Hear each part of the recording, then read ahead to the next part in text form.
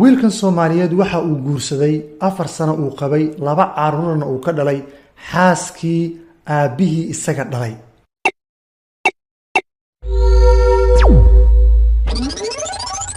waa mar kale qiso iyo qalbi taabad saaxiibada aynu jecelnahay qisadan oo dhab ah dhacday xilligaana taagan ayaa u baahan inaan dhagaha u furno.